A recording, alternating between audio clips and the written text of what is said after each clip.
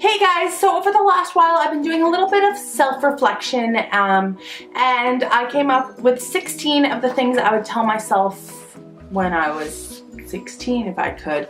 So this is a dear 16-year-old me. So I came up with 16 things and I just thought I would share them with you guys because these are things that I wish I could go back, advice I could give, things I wish I could say to me like 5 years ago. So yes, because a lot has changed since then. 16-year-old me was halfway through grade 10, new school, still learning a lot about myself, totally trying new things, but like a lot was changing. Typical high school girl. I've done so much since I was 16 and I want to take those experiences like living abroad and completing college and living on my own and things like that and giving that advice to 16-year-old me. So that is like the longest intro ever. But yeah, dear 16-year-old me. Number one, remember what seems like a huge deal now is a small deal in the long scheme of life. What seems like it's going to be like the biggest thing ever, like getting a zit on picture day, is like, oh my gosh, my life is over. Where in like the long scheme of thing, it's like, oh cool, one school photo. So just rock it, girl, rock it. Number two is not all of your friends will be lifelong friends. A lot of the people that are friends to you in high school, you will probably not be friends with out of high school. Not that that means you shouldn't be friends with people, but it means carefully choose your friends and know that when on the last day of high school you will say, oh my gosh, I like can't believe I won't see you for a few weeks. Like, oh my gosh, I love you. You're so awesome. See you later. Like, you're cool. And then you'll probably never talk to them again. You'll probably just be like Facebook friends, and that's pretty much Number three, it's better for you to have a few really close friends than a ton of friends. So this is kind of what I'm going along with the last one, saying that a few really close friends that are there for you no matter what, that will be your lifelong friends, is way more important than having a lot of friends that you just see at parties and friends that are just not really there for you and you couldn't really go to if you had something serious going on in your life. So those type of friends, yes. Number four is planning for post-high school is very, very important, but it is not the number one thing, and you need to remember to have fun as well. When I was in high school, I was head of like every single club and had to be part of every group and had really high grades, and I focused on my future like non-stop, and everything was about this post-high school having my life all figured out. And believe me, I did that and my life is definitely not figured out.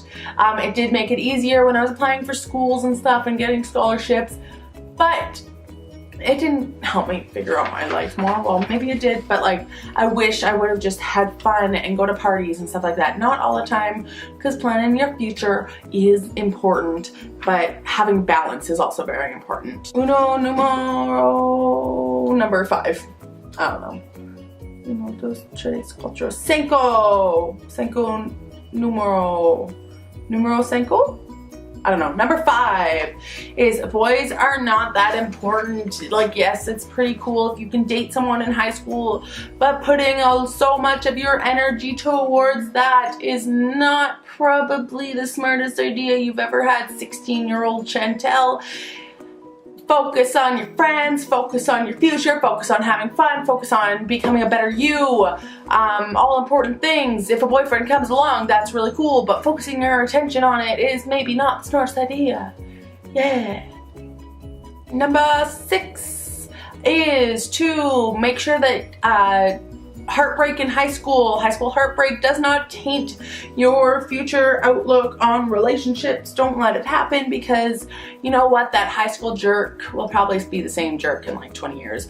But there are better people out there, there are better guys, so don't let it totally ruin your feelings on relationships. This goes for you and all your friends. Spread it around. Yay, go 16-year-old Chantel. Yeah. Number seven is always remember to smile. Never fully dressed without a smile. I like that song, but like never fully dressed without a smile song. You know which one I'm talking about? You picking up what I'm putting down. So yeah, smile. I don't know. Smiling just makes me happy when I see people smiling, and I hope that when I smile, it makes them happier. And yes. Okay, number 8. You go, girl. Good job for joining all those clubs and stuff like that. Clubs, groups, things like that. Make sure you always have balance, but you rock for trying new things. So go you. Gotta add some love and positivity in there, not just all negativity of these are things I wish I should do. Could do, not should do, could do in the past. Good times. Sleep enough and take care of yourself is number 9. Making sure that you are taking care of yourself will make sure that you can handle everything that's on your plate for longer. I know that I would personally work myself dry until I was like burnt out, and then I would be no use to anybody. And yeah, so if you are able to take care of yourself, you'll be able to go longer without getting burnt out, which is always a good thing. Number 10. You can't do everything. So this goes along with making sure you take care of yourself. So if you know you only have 24 hours in a day, don't try to schedule in stuff that would usually take about 40 hours. Probably not going to be the best. Either you're going to get burnt out really, really fast, or the work that you're doing on each of the projects isn't going to get done to the highest level that you're able to do it at, and at the standard that you're putting on each of these projects. So focusing on a smaller amount of things, but focusing all your energy on those might be a great idea. A little 16-year-old Chantel. Number 11 is that a date planner will be your BFF. If you have a date planner, it literally saves your life. You know, when you were like in elementary school and the teacher made you like initial next to your agenda and get your parents to do it too. I don't know if you guys had to do that. Maybe that was just my school. But doing that definitely, like, you're like, oh my God, such a bore. So when you didn't have to do it anymore, a lot of people just stopped doing it. Literally, those skills are useful. You should probably continue those because I wish I did more. Yes. Number 12 is that you are a strong person, physically, emotionally, especially emotionally. The things that you're dealing with, it's amazing that you're able to deal with them. Don't doubt yourself. Self-doubt is not awesome at all. Make sure that you know you are a strong person, especially emotionally, because good times.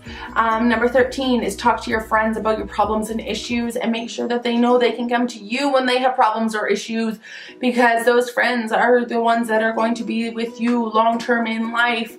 And probably what you're going through, they've been through something similar, or they're currently going through something similar. So talking about it will just make your friendship better, and it will really show you who your true friends are once you start talking to people about your issues. Not that you should go and be like, oh my gosh, this is happening in my life to every single person that you've ever met in your life. Like Sal that you met on a street one day. Oh my God, that sounds so bad.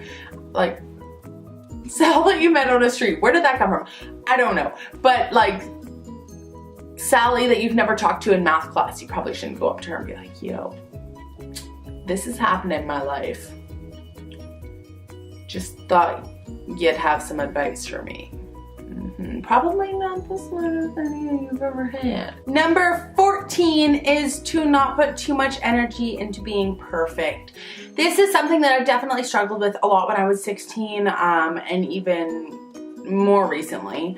And it's something that I wish I put more time into. Like, I think striving to be your best and to do the best work possible and to just put your best foot forward is a huge thing in life, like something that you should really strive for. But striving for perfection is never going to lead you anywhere. You can never be absolutely perfect. In somebody's eyes, you're not going to be perfect and stuff like that. So always making sure that your hair and makeup is impeccable. I used to spend so long on myself in the morning because I wanted everyone to see me as perfect.